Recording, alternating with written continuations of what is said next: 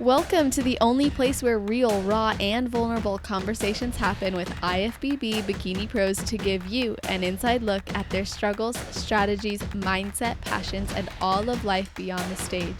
This podcast is made to inspire, motivate, and remind competitors and the average gym goer that even the most extreme lifestyles and elite athletes have their ups and downs. Thank you so much for tuning in today. I'm your host, Celeste Rains-Turk, and now it's time for the Confessions of a Bikini Pro podcast.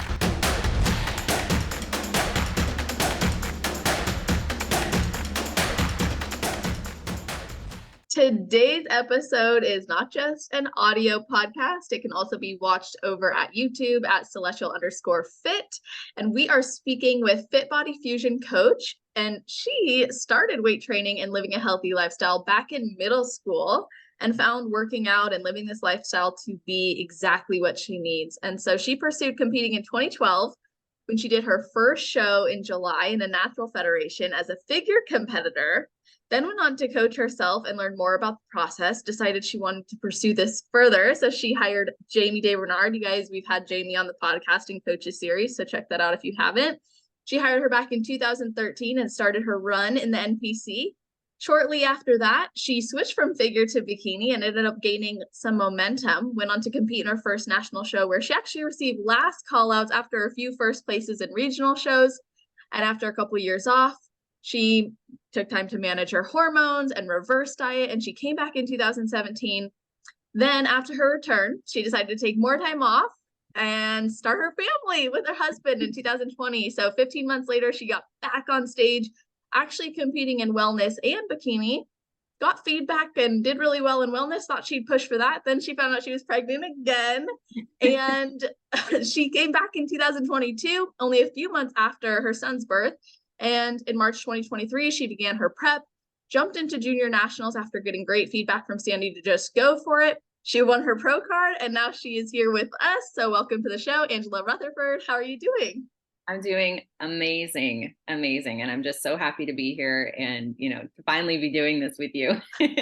I know. I feel like we've been chatting forever about like when your moment comes and how awesome that'll be. So I'm so happy that you did it and you're here. And I was just sharing you guys with Angela how happy I am that we're doing this because I feel like she's such a great representation of that this sport can take time and getting where you want can take time. So we're going to talk a lot about that journey and so many other reasons why I see her as such a great example. But before we get into that, I got to ask if there is anything you do or think about or a ritual you have right before your heel gets on stage.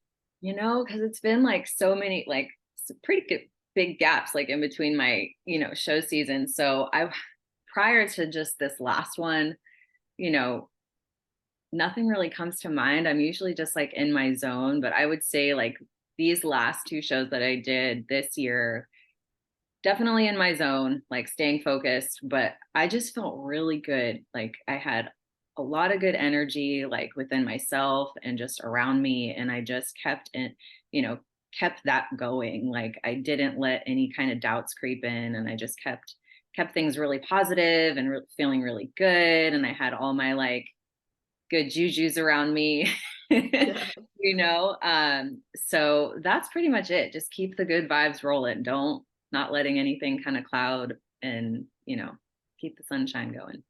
Yeah, I love that. And that sunshine can be felt, I think, when you step on stage, that positive energy versus any like doubt or fear. Absolutely. Yeah, it felt really good to just be back in it and to be doing it and just all the things. Yeah. So did you expect to come back so quickly after your second child?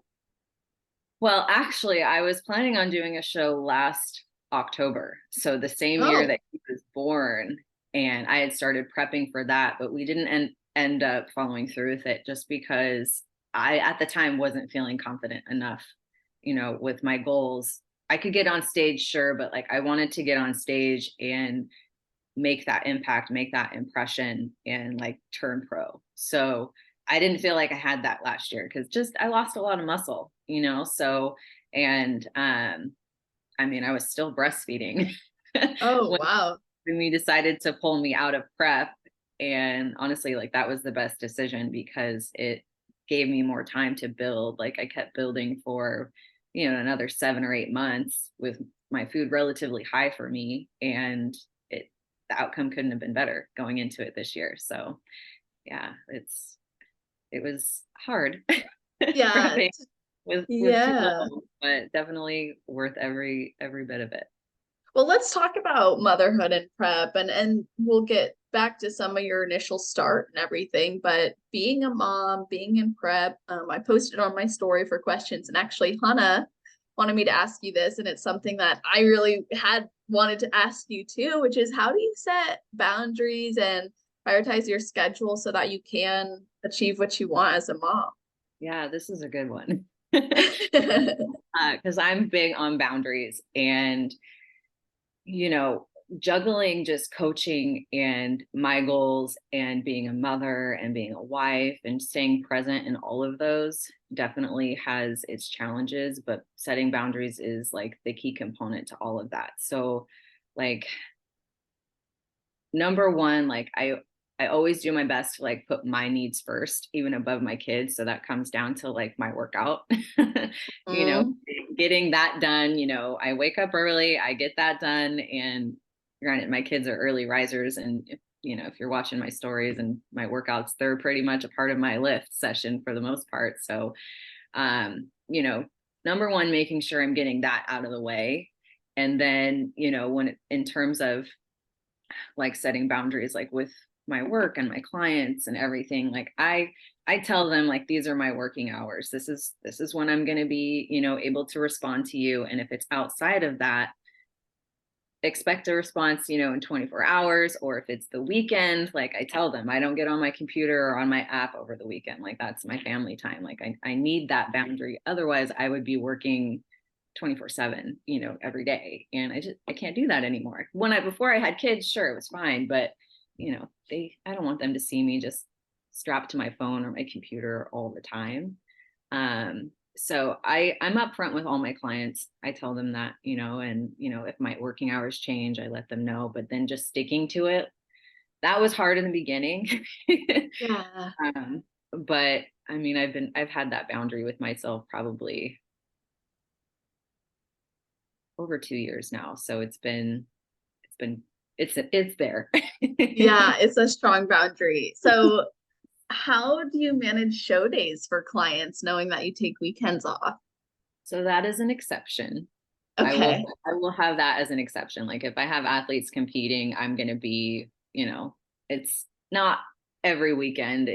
I mean, I have a lot of athletes competing, but they're not every weekend. So, like this weekend, I do have a couple competing, one at the Chicago Pro and then one, at Masters Nationals. So I will be working a little bit on that day, but other than that, it's just sticking to that boundary.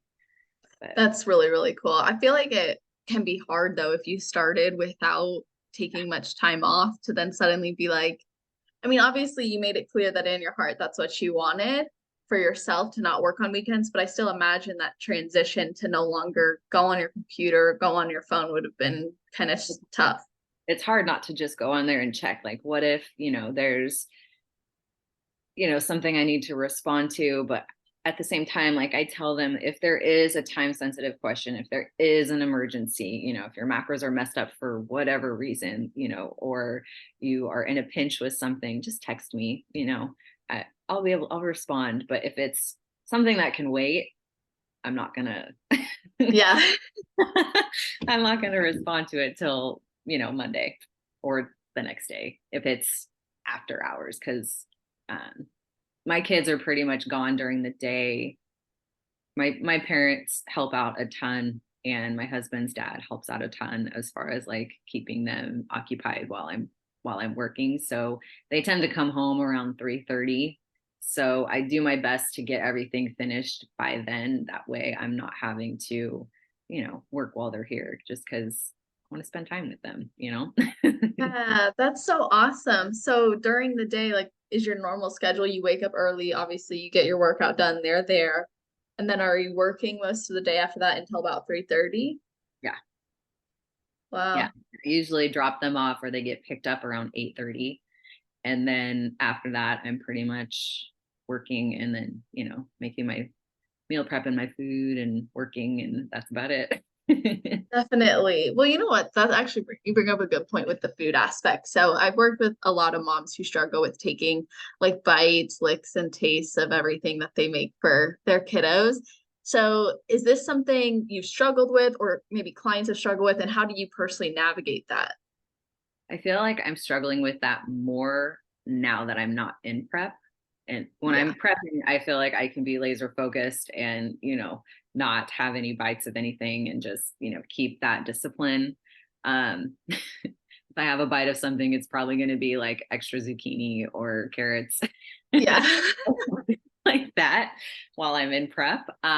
So I would say out of prep is probably the biggest struggle with that. But and this is something I actually struggled a lot with this last week because I recently got my cycle back and my cravings were like through the roof. Like I'm not super hungry, but just wanting just crap.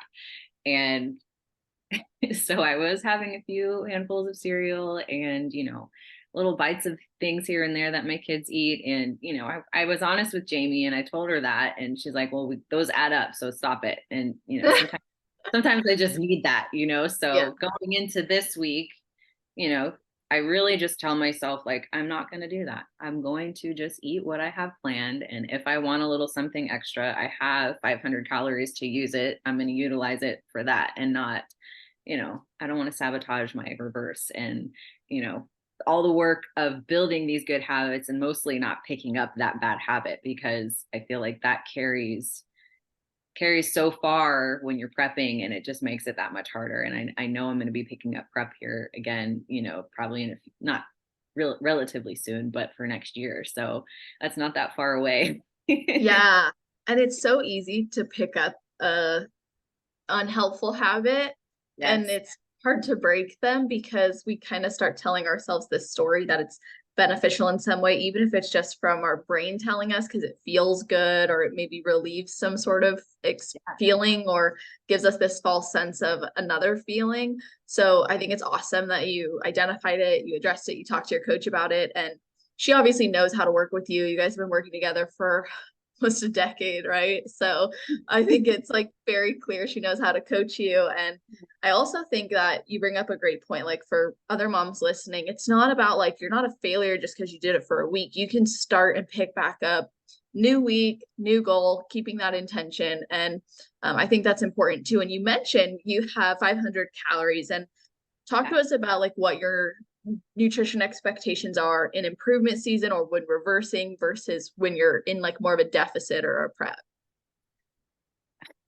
Incorporating balance right now, because I feel like it's, though, like I live this lifestyle year round, like when you're prepping there is no balance. You are prepping and that is it. So incorporating like more meals out, things like that with my family, like I'd say it's been a little abundant lately, like just way more than like I would prefer or like. And but that's where like having that 500 calories in addition to my macros, like I really, really love, because it gives me the opportunity to find that balance and to work that balance in. And just, if we go out and I want a little indulge a little bit, I have the room to do that. That 500 calories would tip me close to like 2,200 calories in for a day if I did it in one day, which is for me plenty. Yeah. Plenty. But I tend to want to spread that out a little bit in general. Like it might be over like Saturday, Sunday, over the weekend where we aren't as regimented and, kind of just out and about and doing things. And that's usually when we eat out. Or if we're not eating out, I'll tend to spread it out like over maybe like 4 or 5 days instead. That way I'm just taking in a little bit more calories throughout the week. So I've only had that for maybe 3 or 4 weeks now. So it's still kind of new. At least this time around. I've done it in the past, but it's really just kind of going how I feel, like more intuitive eating along with tracking my macros. I think that's super smart to have that flexibility, because us competitors are so like type A in many regards, or maybe you could say really conscientious. We tend to be very focused and organized, and we want to execute. And so sometimes, like when you have, like if your coach gives you, let's say, 2,200 calories a day to eat, and then you end up going over 100 calories a day because you feel restricted, versus if you're told you have 2,000 calories every day, you have a 500 calorie addition you can have throughout the week. That kind of gives you more of a data point to hit or look for. And I think sometimes that it's not necessarily you're controlling for a variable, yes, but it's also a feeling of like, okay, it's actually fine if I have this, and it's not coming from a justification of a negative habit. It's coming from an understanding of like, this is an allowance and I can spend it how I want to. Therefore, I have to take personal responsibility for how I spend it. Yes, exactly. And I'm so regimented and so detail oriented when it comes to what I'm eating throughout the years. So I personally feel like I need this Mhm. to kind of break away from staying on my macros and just, having that, that perspective that it's going to be okay if I'm over or, a certain amount, and it's going to be fine. Yeah, absolutely. Like there's also a reason you've been able to do this for so long. And as a mom now and someone who's been competing while being a mother, turning pro after becoming a mom, I think it's awesome how you are incorporating your kids into your workouts like you show in your stories. And I was curious like how that actually supports you and maybe like your efforts or your drive or your focus. Yeah. I'm going to do it anyways. Yeah. Whether they're there or not. I feel like it's actually helped me stay more focused in my training than not, because they are a distraction, and it can easily turn into a big distraction. But for the most part, like at the end of the day, like I win my workout, I get it done. And, there might be an occasion like where I'm not able to complete it, which happened more often than not when they were, babies. But, now that they're kind of just in there bouncing around with me, like they enjoy it just as much as me. Like it's my daughter, she knows I'm in the garage when she wakes up, she comes right out there. And my son can usually sleep in until I'm done. Like he sleeps in a little bit, but he'll kind of join like towards the tail end. But it just makes me want to focus more on what I'm doing and having a stronger mind muscle connection. But at the back of my mind, I'm like, what are they doing? Yeah. Yeah, I would imagine. What I are they love getting watching it, to? but I'm like, oh my gosh, he's right there. And it's like they just know it's almost like your kids seem to understand like the boundary line of like what mom's doing and how to stay out of like a danger zone. Yeah, I mean, I do my best to teach them. Like Wyatt, he's kind of obsessed with the cables, the little cable machine that I have. So like anytime I'm messing with that, he wants to like grab it and poke it. But he's learning. He's starting to be more occupied with That's cool. getting into other things that he shouldn't be getting into. But Yeah.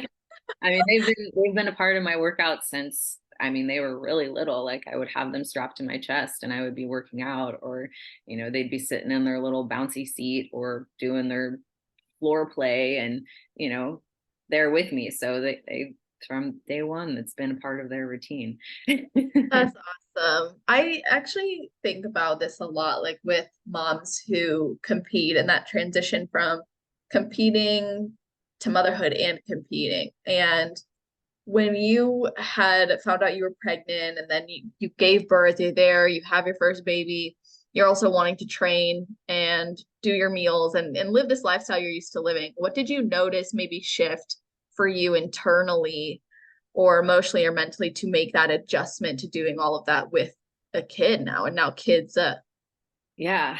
I mean, I'll say I had a lot of help with Ember because we were still living at my parents' house. We moved out of Wilton, moved in there, saved some money to purchase the house that we're in now. So I had a lot of help and with her. So anytime she was not cooperating, like I would just, here, Dad, you want to watch her? And of course he's gonna say yes. So I mean that was a big help. But oh, I totally lost my train of thought. That's okay. Adjusting into like having both lifestyles, was that hard emotionally or mentally? Got it.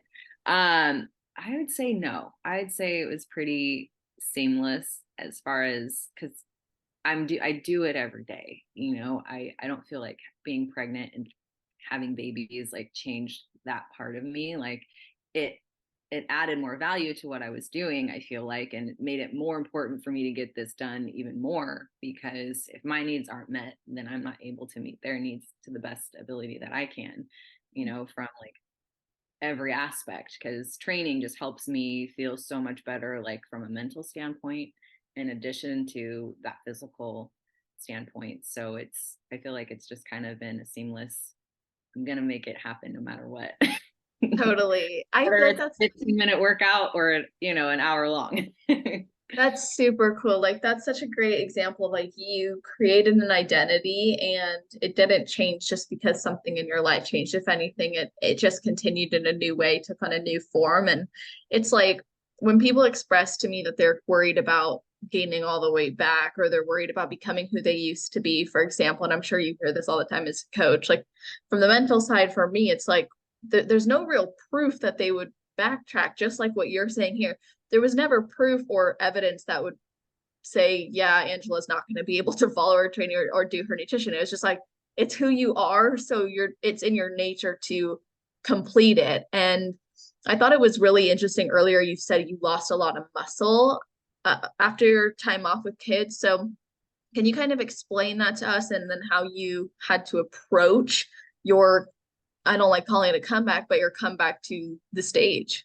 Yeah, yeah. So my pregnancy with Wyatt was very different from Ember. Like I was able to train with Ember the entire time and be Wow. as active like as I wanted to be. Like I felt like I didn't have any limitations where with Wyatt I did. Like I don't know if you know what round ligament pain is, but it was intense Oh, work with it. But basically like as everything is stretching, like you have your ligaments and they just get tighter and tighter and tighter like and they can only stretch so much. So certain movements, like when I was exercising, they would light up like from just a body weight squat, So that really put a limitation on, doing anything other than walking because it would even hurt just walking sometimes. So towards like the end of my pregnancy with him, I wasn't doing a whole lot other than maybe some band work and body weight work a couple 2 to 3 days a week. So compared to my regular resistance regimen and, still being able to push myself and I wasn't able to do any of that. And then that was probably for at least a good 2 months before he was born. And then, you're waiting another, 6 to 8 weeks before you can really push your training again. So just kind of that rest is really what my body needed though to kind of form what it was needing to form because I've always been really leg dominant and that's kind of why we were focusing on pushing towards wellness just because they were developed and that's what we had been doing before and so we kind of just kept that ball rolling and then just as the division evolves, I'm talking to Jamie and I'm like I feel like I have so far to go to get to where I need to be competitive, not just getting on stage but with my goal in mind and I want to make an impression, I want to make an impact and I want to turn pro, so I told her that and she was like, are you thinking we should go back to bikini? I'm like, yeah, I think that's probably the better choice. So we revamped my training and pretty much took out all of like the quad heavy compound movements out like completely and even hamstring work. I wasn't doing a whole lot of hamstring. It was really just focused on glutes and, building my upper body back up because that was really relaxed with training for wellness because we wanted to get that lower body dominance and just kind of keep my upper body where it was. And it was really, really enjoyable training, since we made that shift because I felt like I could train everything again, yeah. and really push myself. And that was kind of lacking for a long time, with my prior seasons. Like I was always overly muscular and, still really quad dominant. And so I never really trained legs. I was barely training upper body, back my prior season back in like 2017, so it's just really cool, like how the sports evolved and just how timing is everything. And, now I'm enjoying every bit of it. That's so cool. It's almost like the pregnancy leading to some atrophy benefited you and ultimately finding right where you would fit in.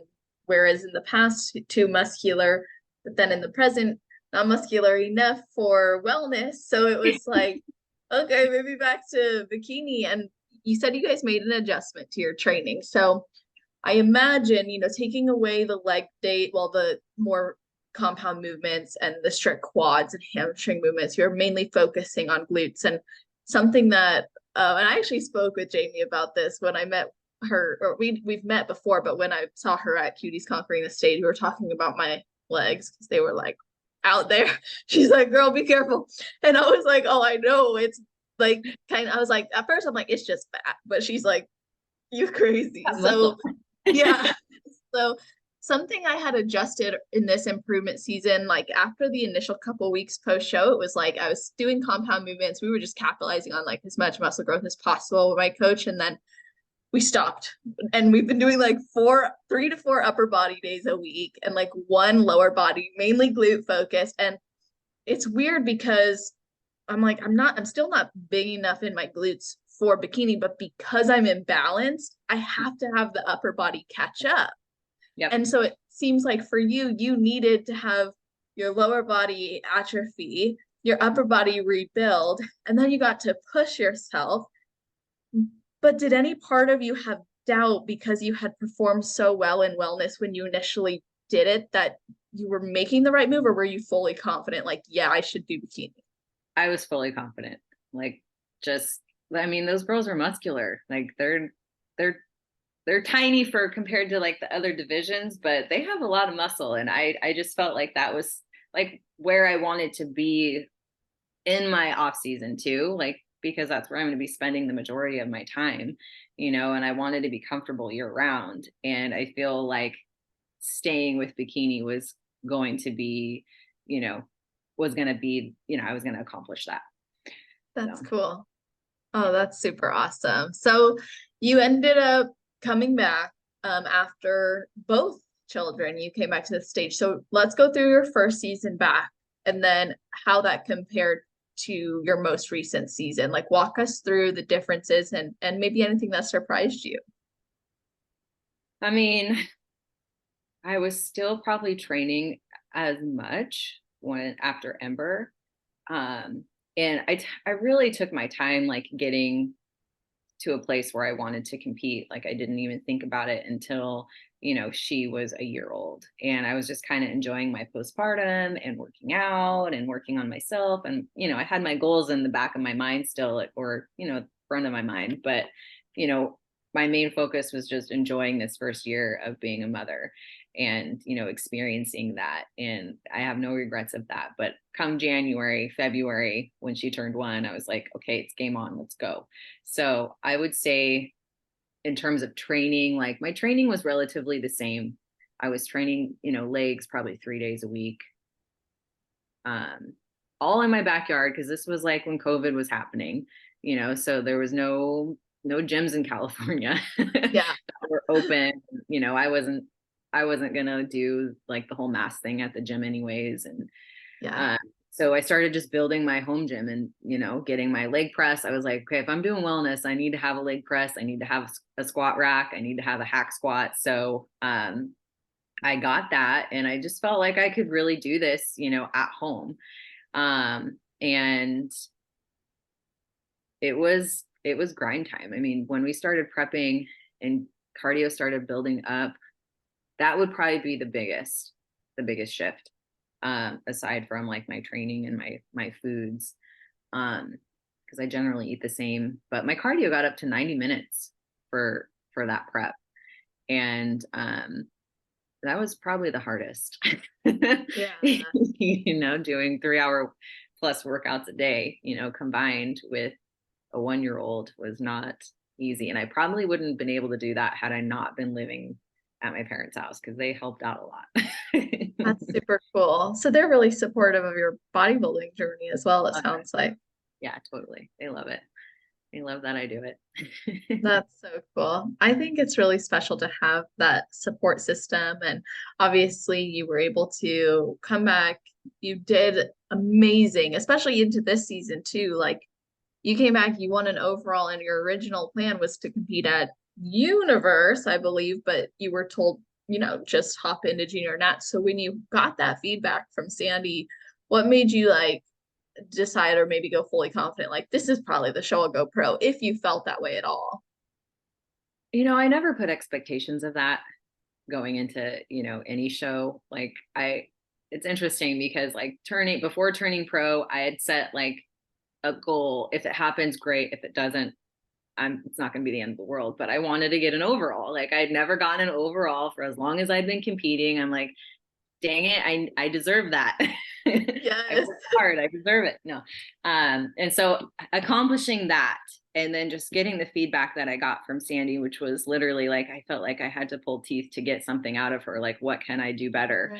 It was like, literally, she's like, I have nothing for you, Ange. Like this is the best you've looked. And, don't change anything, So, but really like I came in a little bit tighter. And that was all like I could get out of her. She's like, maybe just a smidge tighter, just a teeny tiny bit. So we did that. And then just, coming off of an overall and then just accomplishing, like bringing my best. Like I've never had tie-ins like I had for either one of these shows. So just going into it, knowing like I look the best I have ever looked, with the bikini criteria going into these shows. And that's all I can do, like that's all I can control is like what I can do. And, I just stayed focused on that and not, necessarily worrying about who else shows up and all of that, because that's not anything I can control. So timing is everything. Yeah, and you've been in this for a long time. It was a decade of work plus, because you've got your history as well. Which, did you do sports prior to this? No. I just weight trained, and I mean, I rode horses. I competed in, dressage and hunter jumper growing up. Wow. But that was kind of put to a halt when I was probably around 18, just because my horse, she came up like lame, and she needed to retire, and I just didn't pursue it after that. That's when I got into weightlifting even more. So. Wow. Yeah. Interesting. So let's go back to your first time on a national stage. You had a really great season going into that, many first places, not the overall yet, like this most recent, but you ended up in last callouts. You've referenced it as an eye-opening experience. So what did you learn from that you then applied into maybe the athlete you are now? Yeah. So for that season and that show, just to give you a little backstory, like I was a group exercise instructor on top of my personal training clients at the time. And I was teaching probably about 5 high intensity classes. And I was the type of person to do the class with them. And I was sweating, I was out of breath, so it was a workout. And then I had my workouts on top of that. And then I had my cardio on top of that. So on top of, eating fish and asparagus for months on end, Yeah. That's what I had to do to get lean for that show. And by the time I was there, like my body was so inflamed. It was just, my hormones were just like, what hormones? Yeah. So it was just, I mean, I would say that because I feel like a lot of competitors feel like they need to do that. They need to push more and do more and eat less. And at the end of the day, to a degree, but that's only going to just destroy your body even more. And then coming out of that, the recovery process out of that took a couple years, so I would say like that was the biggest eye-opening. And, when you go through that, you don't ever want to do that again, so you just want to cherish your vessel and, treat it like the goddess it is and take care of it. And I do my best to preach that to all my athletes, who want to rush into a show and compete in 15 weeks. And I'm like, you're probably not going to be ready, because I'm not going to do that to you. Yeah, absolutely. I That's did so a lot of smart. wrong things, I did a lot of wrong things. And at the time, like, we just didn't know, and, that's what bodybuilding was. It was fish It and a was. circus. Yeah. So, and it's just evolved, and we've learned so much, like, over the years, and I've learned so much about myself, and, I want to carry that through. Definitely. I wish I could go back and tell like my first prep self, like it doesn't have to be like this. But then Yeah. again, I know it's like how I'm sure you feel like it's part of the journey, it's part of the learning. Like you had on some level, as you said, timing's everything. So you had to go through that to get here. And is there anything else, like knowing what you know now? Because there's probably people who haven't competed or maybe who are, but they don't feel like it's as healthy or as great as it should be, or they think they should feel better. Like, is there anything else you wish you would have known before getting into competing that might help someone in that situation? Make sure you're eating enough. Number one, like, make sure you're eating enough, because I wasn't, like, I self-coached myself, and I was eating normal, but I have no idea like where my baseline of calories of maintenance was. Like, I have no clue. So I just hopped on a diet, which was about keto. It was pretty much keto with a carb cycle every 3 days, which was like half of a sweet potato. And that was it. Oh, So that's the diet I put myself on for my first show. And then coming out of that, like, I had no idea, like, I knew to like gradually add things in, but to what degree, I don't know. I wasn't keeping track, so I would say just making sure you have an abundance of calories before you start dieting. You don't want to be, at 1600 calories and have 20 pounds to go before you get, the conditioning that you need. Like, if you're prepping and you have a few pounds, sure, but you don't want to be starting your prep at 1600 calories or less. yes. Well, I know in your past you had a history of disordered eating for a lot of your teen years. So, and much of that stemmed from misinformation, which I can absolutely relate to. Scrolling on Pinterest and learning things, reading So things, be like, fat, don't eat that. Like, it's oh, bad. exactly. Like, and then the whole like you have to burn more than you eat. Like, I took that literally. Like, I actually would just work out and force myself to move after anything I ate. Like, if I ate a snack, I was doing a 20-minute HIIT workout from YouTube. If I was eating like a full meal, it was like a full workout. And I got so small. And at the time I was celebrating it because I'm like, my stomach's flat, but like then it just turned into the bodybuilding diet, the bro diet, and that turned into like a lot of restriction, and it just kind of spiraled from there for me. So how did your history with that actually maybe challenge or support you in coaching yourself, as well as then like transitioning to the more competitive athlete you are now? Yeah. Well, when I decided to compete, I felt like I was at a really good place. Like, I had not restricted myself for years. I hadn't done any, purging for years. And I just felt like I was in a really good spot, like, mentally. Like, I did a lot of work, a lot of self-education, like, on nutrition.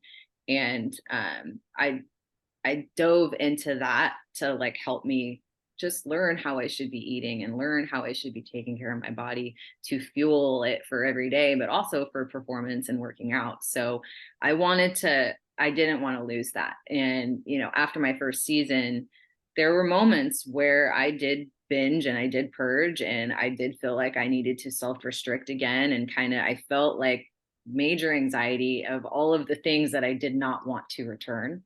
And, you know, that's also when flexible dieting was also introduced to me, so it was a good blend to kind of have a goal of something to target, and not necessarily worry so much about eating 100% clean, but as long as I'm hitting these numbers, I'm going to be okay. And in my mind, like, that worked. Yeah.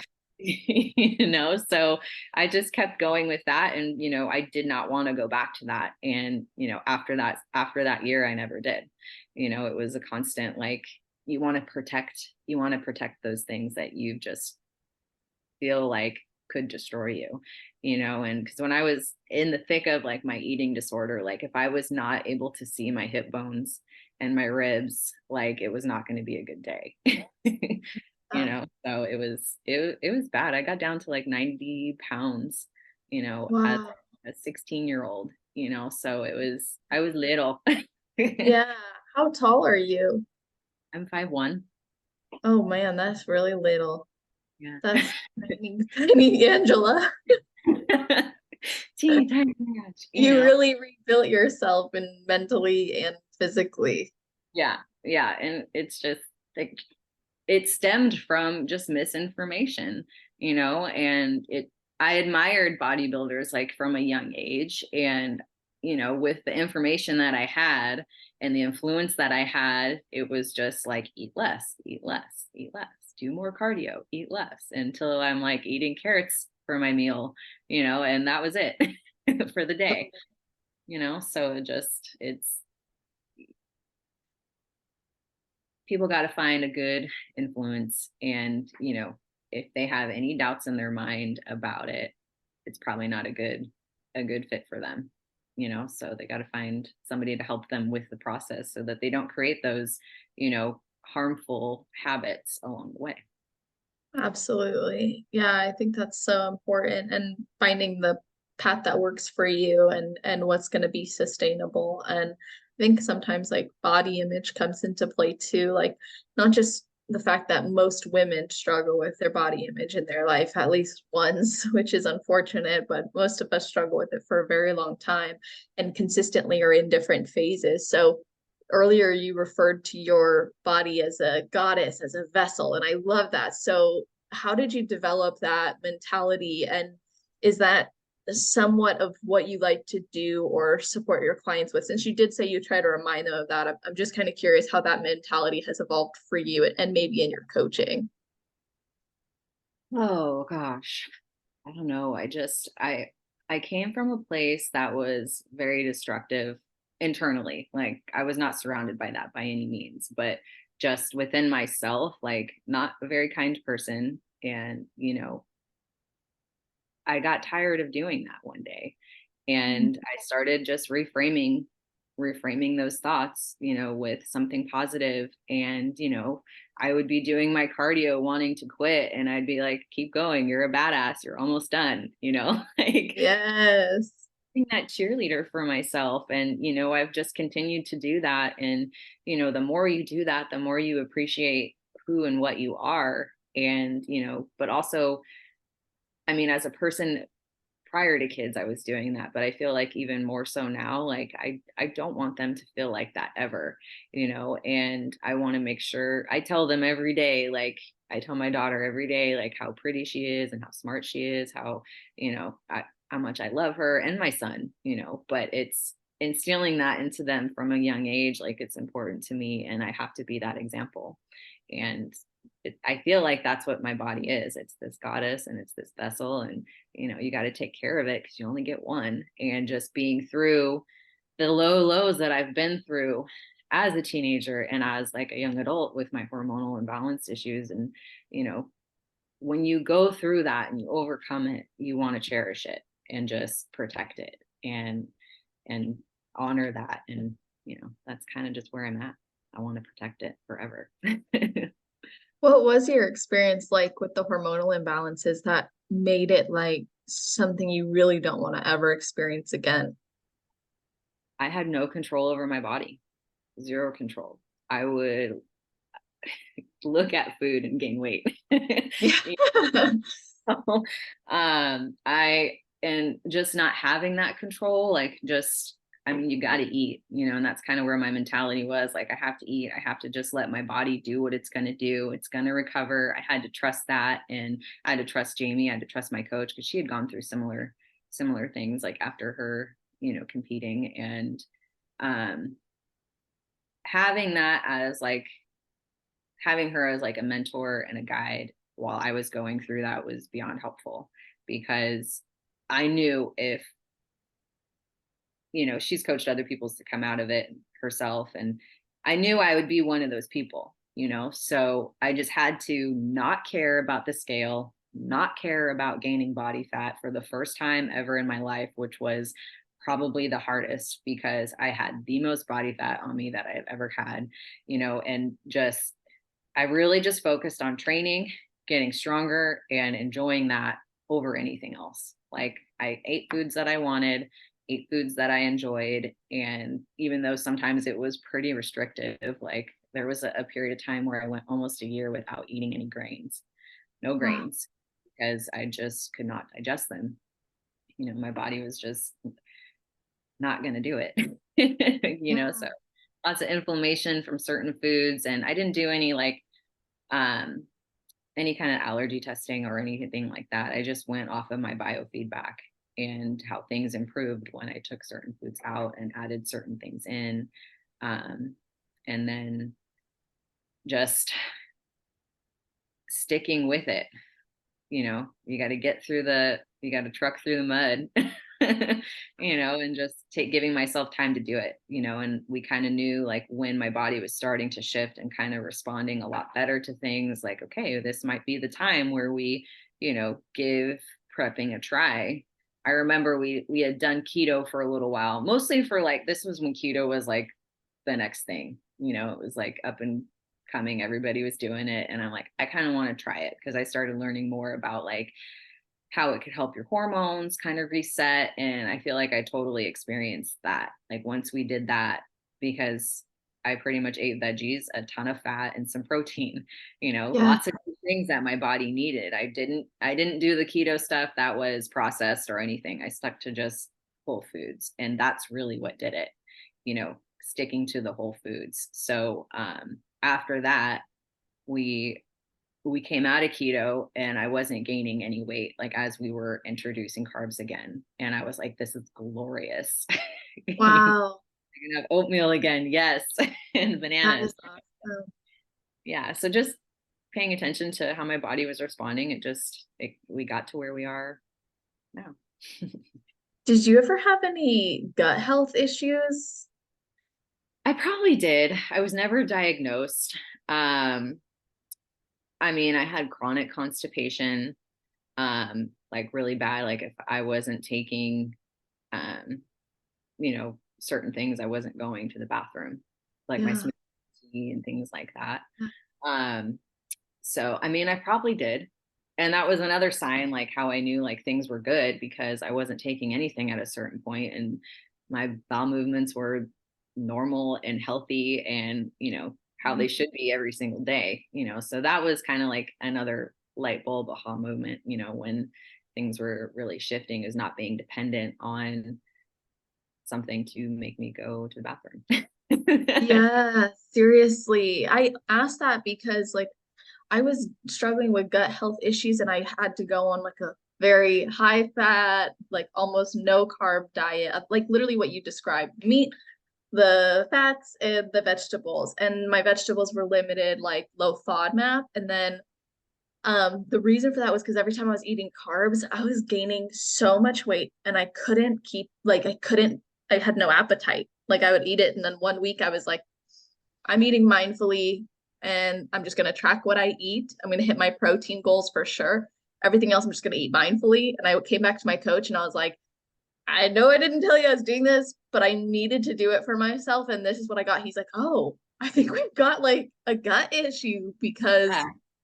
and it wasn't just like, you dropped weight because you didn't eat carbs for a day or 2 days. It was like a decent amount of data. And so it was like, I never knew I was struggling with like gut issues. I mean, there were signs, but you get used to something for so long, just like I'm sure you were used to like living on a certain level that you didn't realize how good you felt until, or how bad you felt until you started to feel good.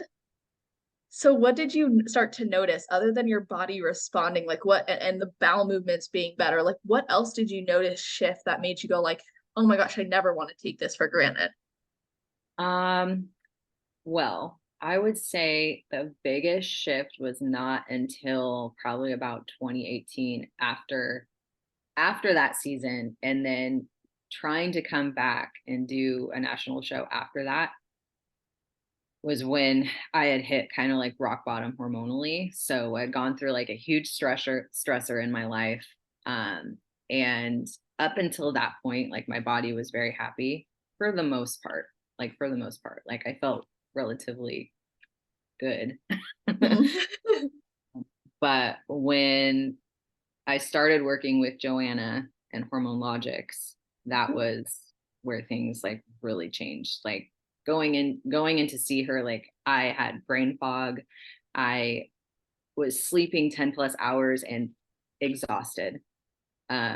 You know, very slow progress with the reverse diet and everything. And, you know, obviously some of that was stress. Like I can only do so much with stress, but just all the things started adding up. And that's kind of where I was at. And, you know, getting my lab work done and, you know, finally having a physician that would pay attention to how I was feeling and not just what the lab work was saying, you know, was huge, because they put me on a thyroid medication. They put me on a testosterone cream and gave me some supplements to, you know, help other things a little bit more naturally. And that was like a night and day difference. I can't even, like a night and day difference. Like I didn't know how crappy I was feeling until I started feeling good. And I'd say the biggest was just the energy and the drive.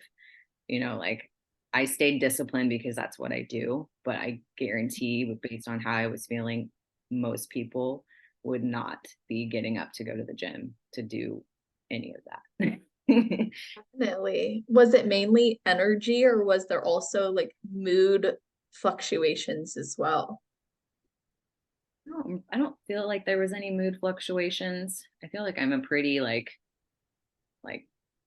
I coast really easy and hide like a lot of the negative stress and stuff. I build it up internally. I don't let So anybody. healthy. I know. But I mean, doing that, like exercise is my outlet. Like that is my outlet. And so like I hung on to that, and that's how I, you know, I would deal with my stress. And that's what I did, you know, getting through that. But it was energy mostly, and just the brain fog. Like I never felt like I would wake up. Like I would just be kind of just going through the motions, you know. Mm, I wasn't full of life. yeah. So you felt like it could have been better, and then you realize like now it is better, so you don't want to ever go back to when it felt like you weren't really fully there. Exactly. Now I do labs every year, sometimes every 6 months, you know, just to make sure. I very rarely use my insurance. I always, you know, pay out of pocket because I need thorough, you know, I want to make sure things are staying optimal. And, you know, if they're starting to kind of trend in the, you know, out of the range or low ranges where they were, we correct it before it even gets there. Yeah, so smart. And it makes such a difference. Absolutely. And I'm sure like all these personal experiences you've had has influenced the work that you do. And I know you offer consultations and you do a lot of work with clients, both competitors and lifestyle clients. So we'll give people that information on how they can contact you for that. But I'm curious about how all these personal experiences have actually influenced you as a coach, because I know from talking with Jamie and other FitBody Fusion coaches on this podcast that it's about health and it's about really finding a way to support the needs of the client. So how have you personally maybe incorporated your personal journey, if at all, into the coaching that you do? Oh, it's every day. It's every day. I would say the biggest factor is, you know, making sure everything is optimally working, you know, and not just kind of treading the line and within ranges. And especially if we're seeing slow progress, you know, just over the years. I mean, I've been doing this for 10 years now, you know, as far as coaching. So I know, like, and I've worked with many people, like, out, you know, including myself, like I know when things should be, you know, smooth sailing and we're doing good and the body's healthy and thriving. And I know when there could be a little bit of work that needs to be done, you know, and, you know, whether that's just changing what they're eating, you know, revamping their diet. And I don't believe in like taking things away. I just believe in adding things in, you know, having more of the nutrients that they're lacking can make, a huge difference. But, making sure you're giving yourself time, giving your body time to adjust to those things, and, to be working and thriving if it isn't, because how long has it been functioning? Not, it's going to take some time to correct that. It's not going to be a 3-month thing. It might be a 6-month, it might be a year-long thing before we really start seeing progress. And I feel like that's the hardest for people. And having like my longevity behind me of getting through that, and just, if you keep going, you're going to get there. If you stop, what are you going to do? You're going to go find another coach that's going to start from the bottom and do the exact same thing if they're good. Yeah. So it's, if you keep going, you're going to get through it. And I feel like that's just the hardest part, because so many people are unhappy with where they are, and they hold on to that versus where they're improving, whether it's lab work improving, their diet improving, their sleep improving, their digestion improving, their strength improving. They don't pay attention to those kind of things, but I do. And I'm constantly having to remind them, all of them, of those things. And, because we get so stuck on the numbers. Like, if we're not this number, or if the scale is going up, like that's, or if our clothes aren't fitting, that's the end of the world. And it's not necessarily the end of the world. We're not making progress, when we really are, because if we're building muscle, of course our clothes aren't going to fit the same. Of course they're going to be snug. Clothes aren't meant to fit athletic people. They're meant to fit straight people. Yeah. So of course they're not going to fit. Of course you're probably going to have to go up in a size, and you need to just embrace that and enjoy it and take it as a positive, instead of what we are conditioned to believe. Like, if we have to go up in size, like it's a bad thing. And it's not. Like, that's probably one of the best things about my journey, is I got to the biggest size I'd ever gotten to.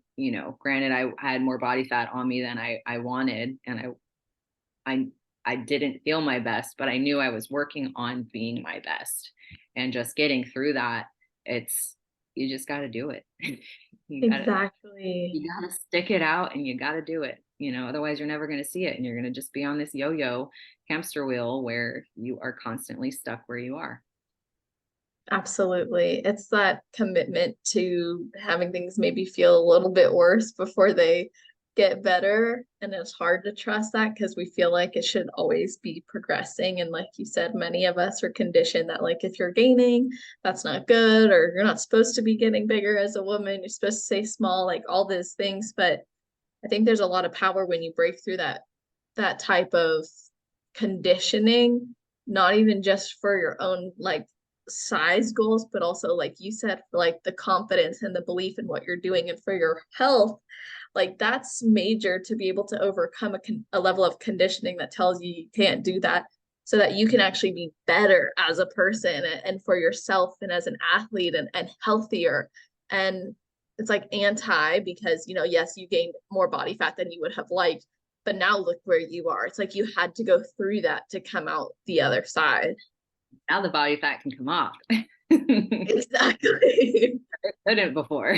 Yeah, that's true. It's like you had to go through it. And I know, like, some of the best wins that I've had is like, I got up to a size that I didn't want to be at, but it was in a very difficult time in my life, and nothing caused that other than this trauma and the stress.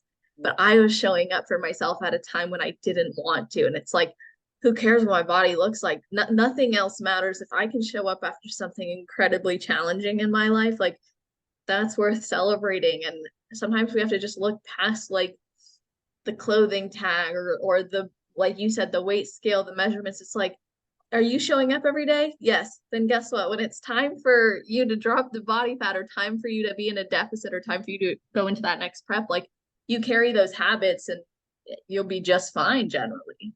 Yeah, exactly. And that also, taking that time to do that, helps you instill the healthier habits and the lifestyle. It becomes you. It helps you take the time to do that, so that when it is time for that shift, it's just an easy shift. Like, you're not having to make these 180s and things that aren't going to be sustainable. So there's a lot of competitors who, of course, want to go pro. and there's measures that sometimes I think we have to go through to push ourselves to get there, and it doesn't always feel comfortable, of course, or sustainable. And I want to hear from a coach's perspective, because you're a coach and an athlete, so it's great. What have you learned from coaching people as well as in your own journey about getting to that pro level, and what's maybe a good limit to push and where's maybe too far, and how do you define that as a coach and as an athlete? As a coach, I base it off of my athletes and their biofeedback and how they're feeling. Like most of them feel like they can push, you know, that's just how they are. Like they feel like they can push, and, you know, they're going to push as hard as they can. So as a coach, it's my job to recognize that and tell them like, okay, I'm not comfortable pushing you any farther from, you know, at this point. Like we're running out of options, you know, we're not making any progress, or it's not quite as good a progress as we should be seeing. Like it's really slow, or, you know, non-existent with what we're doing. Like we should be seeing changes at this point.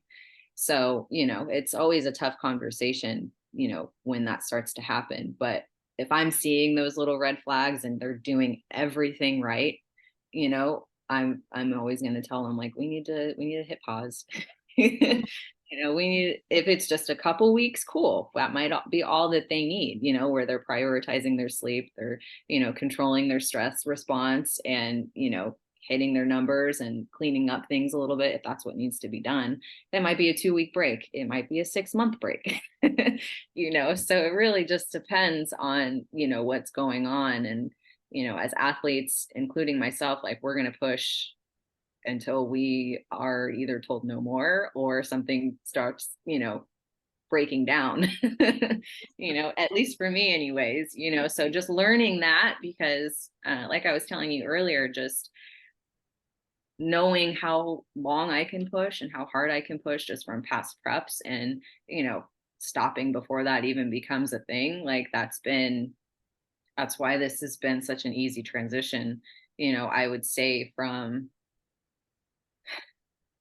I'd say it really started like after when I competed in wellness, and then we decided to go into building phase. Like transitioning from that, I went from like 1,200 calories and 90 minutes of cardio to 1,800 calories in just a matter of weeks, like That's weeks awesome. after that, you know. That's And amazing.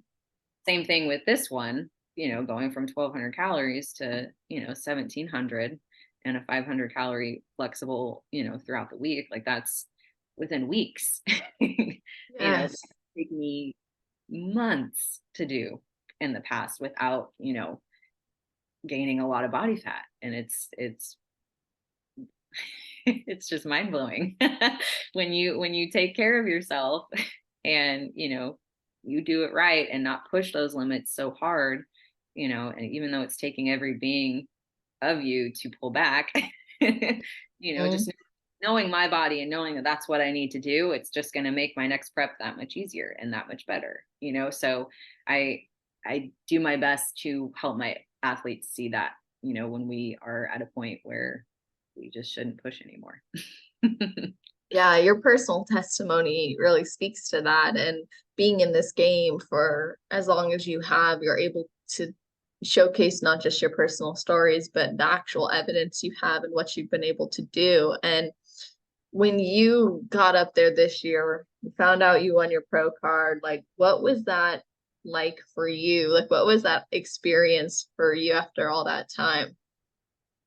Oh man, it was like I remember standing up there and just waiting, because I've been in a position where I've gotten second at a national show where you're just waiting. So just waiting for my name not to be called.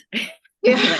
Like it was just this build up, and I'm like standing there like, oh my God, they're about to announce me as the pro of the class. Like it was just, I don't even know if I can put it into words, because it was so many emotions at once.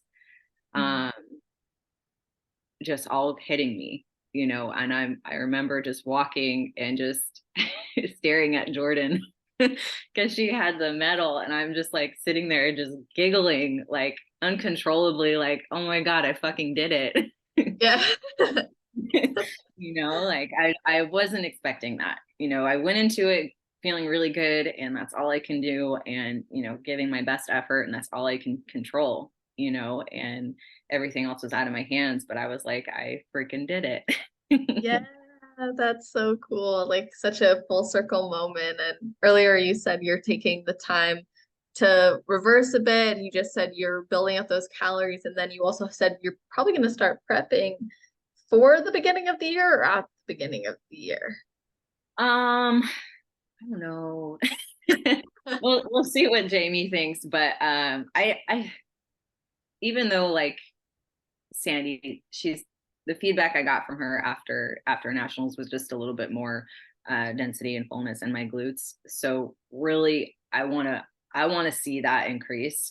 I want to see my glute measurement increase, but feel the density within it, you know, as I'm, you know, going through this. So just depending on, you know, how I'm looking and how I'm feeling will kind of determine how soon we start prepping. But I would imagine it would probably be about the same time as this last year for like a spring summer show, because my daughter, she'll be starting school, so if I can compete when she's not in school, that would be ideal. Yeah, that's awesome. Very cool. So what are your goals as a pro? Sorry, my dad's calling me. Don't worry. It's probably my daughter wanting to FaceTime. Aw. um, so my goals as a pro, I would Mhm. say going into that first show, you know, placing top 10 would be like ideal. But I want to go in, I want to place better than that ideally. But that would be the first step. Let's just get there and see how I measure up next to, you know, other pro athletes and keep things in perspective and kind of decide to go from there. I'm very much like get feedback and execute that versus just getting on stage and doing a bunch of shows. Like I want to take what they're telling me to do and make those improvements and then keep going. Absolutely. I love that. It's such a motivating thing as an athlete too, to be told like this is what you need to work on. Go work on it. And that's the fun of bodybuilding. Like, yeah, obviously getting on stage is fun. It's shorter than the time we spend building. So I just think it's awesome that that's your focus is to continue to improve. So I would love to know now your best advice. So best advice for someone who's never competed before but would like to, and then your best advice for someone on their road to pro. Okay, so for someone who's never competed, my best advice would be number one, find a coach that understands your goals. Number one, your goals and your values, and, you know, don't rush into it. Don't rush into getting on stage. Like make sure you have your foundation set up, and that's, you know, that's going to be your base of everything that you do going into the whole process. You know, if you're not checking all your boxes, you're not probably ready to do it. So just making sure you're building that foundation and that you have all those boxes checked so that when you do start prep, it's an easy, seamless transition. For somebody who's going pro, ooh, that's a good one. Same thing. You know, if you're going for nationals and you want to turn pro, I would say don't waste your time if you're not ready. Other than, you know, taking an experience and taking that in, don't return until you are going to be competitive, because it's an investment. It's expensive, you know, especially if you're traveling from the West Coast to the East Coast. That's a journey. You know, and it's a huge investment. And I mean, unless you have the funds to do it, which most of us don't, you know, it's be ready, you know, be ready to make an impact, be ready to make an impression, be ready to be seen and give your best and have fun. Most of all, have fun, because if you're not enjoying what you're doing, there's no point in doing it. Absolutely love that. That is awesome. So, how can people connect with you, work with you, and follow your journey? Yeah. So my Instagram is _ Angela Rutherford _ I believe my YouTube channel is that as well. And then, you know, if they're wanting to work with me or have a consultation, they can fill out an application on fitbodyfusion.com and then just select if they're interested in competing or interested in the transformation lifestyle of things, they would just select one of those and then request me as their coach. Awesome. Well, I'm going to make sure that all those links are in the show notes page. You guys, that's always on celestial.fit/podcast. If you're listening right away, it'll be at the top of the page. If you're listening in the future, scroll down to the category section. It's alphabetized. So Angela's going to be right up there at the top, and you can click her name, and then you'll see not just the links, but also a summary of the episode. You're going to see a bulleted list of all the topics we covered, as well as the episode timestamps. So if you are watching this on YouTube, you should be able to go back and click to different parts. If you wanted to share this with a teammate or a friend, you can tell them exactly what to expect when they listen to it. And of course, we appreciate when you guys tag us that you're tuning in or share it on your stories. That means a lot. And if you feel inspired to rate or review, goes a long way on iTunes as well. So thank you all for tuning in. And Angela, thank you for being here. Thank you for having me. You are so welcome. And to everyone listening, hope you have an amazing rest of your day, night, or morning, wherever you are in the world while you're listening to this episode. Just make it awesome.